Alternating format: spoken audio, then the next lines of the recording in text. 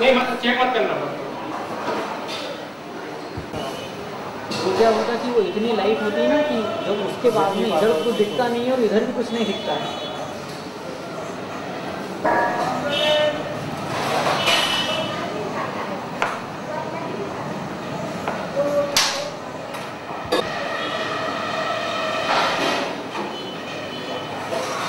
नमो हरिहंताणं नमो सिद्धाणं नमो आर्याणं नमो छायाणं ऐसो पंच नमो यारो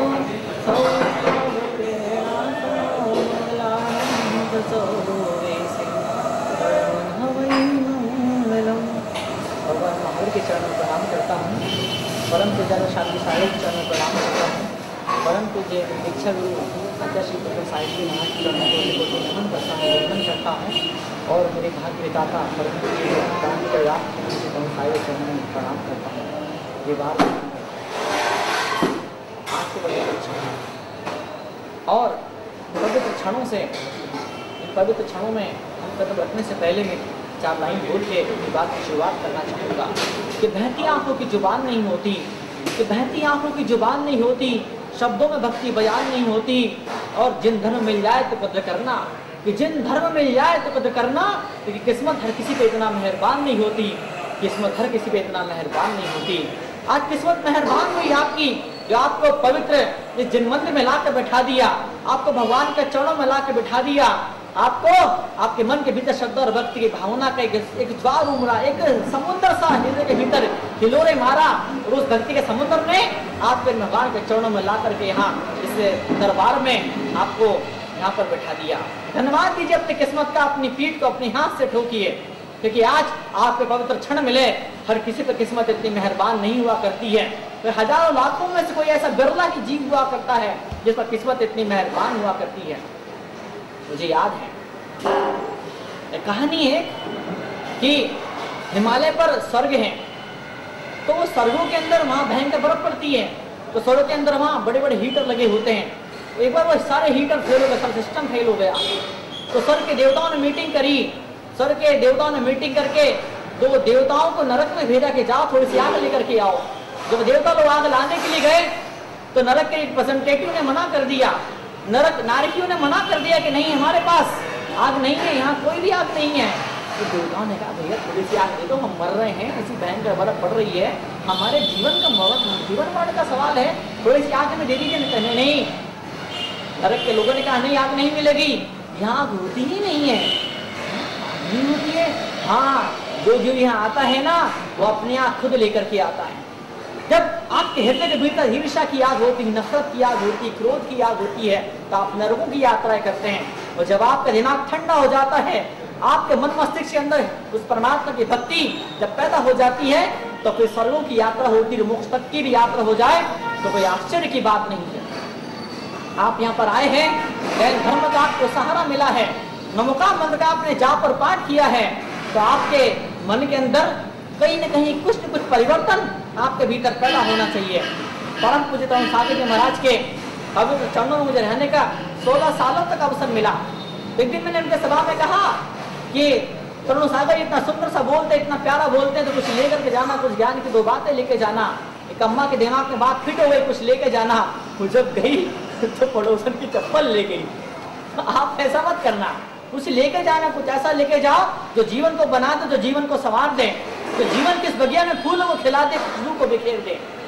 जानते हैं आप, जब आम ऊपर से पीला होता है तो भीतर से भी मीठा हो जाता है। ऐसा हो ही नहीं सकता है कि आम मात्र ऊपर से पीला हो जाए लेकिन भीतर से खटास बनी रहे। और आप जानते हैं कि जब आम खट्टा केरी मीठे आम में कैसे जाती है, मुझे नहीं मालूम वैज्ञानिक लोग क्या कहते हैं, मुझे तो इतना मालूम है कि जब उस आम के पेड़ पर जब कोयल बैठ जाती है और जब कोयल कू कू करने लगती है, तो उस कोयल की कू कू की आवाज को सुन करके वो शब्दों की मिठास उस आम के भीतर जाती है, वो आम भी मीठा हो जाता है। तो वो कोयल की आवाज उस आम को मिठास से भर सकती है, तो संतों की आवाज आपके जीवन को मिठास से क्यों नहीं भर सकती है। संत आपके जीवन के हर एक रोम रोम को, रग रग को, रोए रोए को, रेश रेश को मिठास से भर दिया करते हैं। उस आम के पेड़ में मात्र आम ही मिठास को लिए हुए होता है, और आम में भी मात्र उसके छिलके नहीं होते, गुठली नहीं होती, मात्र आम का रस होता, वही मीठा हुआ करता है। लेकिन जो भगवान की भक्ति करना शुरू कर देता है, जो नमोकार से दिल जिसका लग जाता है, उसका पूरा जीवन मिठास से भर जाता है, उसका रोम रोम उसे ऐसी अजीब से माधुर्य से भर उठता है, हम उसे शब्दों में बयान नहीं कर सकते हैं। गुजराती में बड़ी सुंदर से कहावतें हैं कि जिंदगीनी समी साने जख्मों ने यादी जुआ बैठो, बहु ओछा पाना जोई सकियो, बहु अंगद अंगद हता। जिन लोगों ने पीड़ाएं दी, कष्ट दी, दर्द दी, चोटें दी, वो मेरे अपने लोग थे। और बेशक संसार तो पीड़ाएं देता, चोट देता है, संसार के पास में है ही क्या किसी इंसान को देने के लिए। लेकिन जब भगवान की भक्ति जब हृदय में पैदा होती है, तो दुखों की बारिश उस भक्ति का कुछ बिगाड़ नहीं पाती, उस भक्त का कुछ बिगाड़ नहीं। भक्त अमर होता, भक्ता मरा प्रतमोली मणि प्रभाना। भगवान का भक्त तो अमर हुआ करता है। भक्ति की छतरी जब हमारे हाथों में होती है, तो दुखों की बारिश हमारा कुछ भी नहीं बिगाड़ पाती है। हिंदुस्तान में दशहरे का त्योहार मनाया जाता है, और दशहरे के त्योहार के अवसर पर एक पेड़ की पत्तियां बांटी जाती है, जिसे बोलते सोने की पत्ती। लोग पत्तियों को लेते हैं, देते हैं, गले मिलते हैं। तो उस पेड़ के जीवन में पूरे साल में मात्र एक ही दिन ऐसा होता है जिस दिन उस पेड़ की पत्तियां सोने की बन जाया करती है।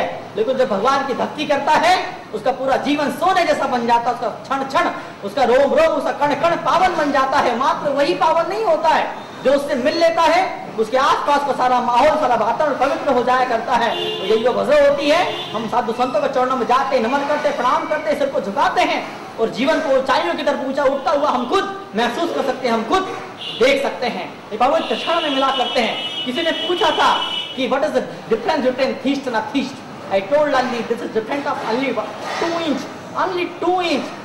2 इंच? या 2 इंच। आस्तिक नास्तिक मात्र 2 इंच का फर्क होता है। जो नास्तिक होता है, उसके हाथ में शास्त्र यूं रखा हुआ होता है, यूं उसके हाथ में शास्त्र यूं रखा हुआ होता है।